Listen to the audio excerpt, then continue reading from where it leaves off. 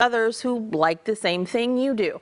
It's the kind of same situation Sacramento's legal pot dispensaries are in right now. Yes, they can make sales, but cultivating the culture around legal marijuana that could boost receipts, that's been difficult. Malachi Sekou-Amen with the California Urban Partnership and Kevin Hooks with BLK Solutions live with me now to talk about what they see as the need for growth in this part of the industry and equity as that growth happens. Welcome back to Fox 40 News at 11, gentlemen. Thank you for having us. Thank you. Kevin, you have your license to sell. What difference could a dispensary lounge make in your business and future business plans? For me personally, I'm actually almost there, but I mean, it's something that can definitely thrive and help Sacramento as a whole. Cannabis industry is a hospitality industry, despite the stigmas. Cannabis in Sacramento, according to a recent study, is #9 in employment with 8,000 jobs, 10,000 less than restaurants. The industry has grown from 459 million last year to 820 million gross receipts this year. So anything to boost that and to boost our economy with jobs, and it's just a plus, has to be. Malachi, you and the California Urban Partnership have been supporting entrepreneurs like Kevin as they fought to secure their place in Sacramento's legal pot scene. What's your view of this dispensary lounge concept?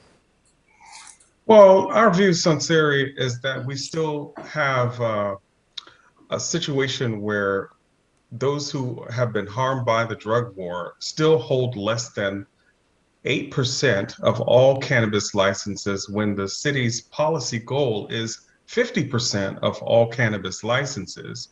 And then on top of that, we have a situation and city officials may deny it, but there was a conscious decision not to make communities harmed by the drug war a priority in the recent study that the city completed. And there was also a conscious decision not to make us a priority in the recommendations for these dispensary lounges that we are seeing proposed now. And so there are a lot of questions and a lot of needs that we have. Legal marijuana business owners across the state say any profit to this industry is being smoked up by state taxes and regulations. Kevin, what are you finding out there and what have you seen happening with your colleagues? I mean, they're trying. There's a lot of different bills that have come up with the state recently, but again, more so, in these individual cities, like Malachi said, we lack representation and ownership, and we're not part of the workforce. So, anything that advances the industry is great, but if there's not specific ways to include ways that directly help social equity, then we're just doing what we've always done. And Malachi, are you seeing owners like Kevin struggle, and how is the partnership stepping in to help them? Well, what we're doing is we're advocating for the city to make our core entrepreneurs. Core is the policy of the city. It's called the Cannabis Opportunity Reinvestment and Equity Ordinance. And we're having a problem with implementation. So we're organizing our community to have their voices heard on what is needed for those participants. And specifically, we need direct investment of city tax revenues because we don't have those revenues moving from the general fund into reinvestment into the communities that were harmed. We have 10 new dispensaries that were awarded in terms of, well, the license opportunities were awarded, but we're struggling with access to capital. And then we have a need to make sure that if there are on-site consumption licenses, dispensary lounges, that core participants are the highest priority. Actually, the only priority, the only licenses that we should see going out right now should be exclusively to those who have been harmed by the drug war. We're less than 8% when we should be 50%. And we're not seeing the city do anything intentional to correct those numbers. Now, gentlemen, we all visited about this very topic almost a year ago. At that time, we were talking about a proposed moratorium on licenses in City Council District 2, and we talked a lot about core. Considering we're still talking about it should be 50% and it's only 8%. Kevin, what do you think is standing in the way here? intentional language, intentional, progress. Like Malachi said, the city, we're waiting for them directly to get involved other than saying, and the state, here's money from programs to educate you on what you could do, right?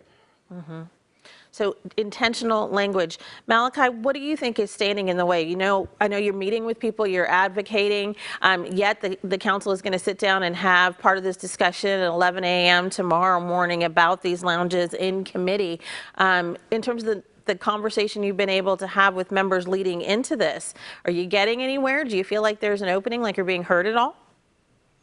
Well, it doesn't appear as if we're being heard. We're dealing with not only being locked out from the industry in terms of the costs and the complexities of entering the market, but then we had a city conscious decision, for all intents and purposes, to not make drug war survivors a priority in this recent study.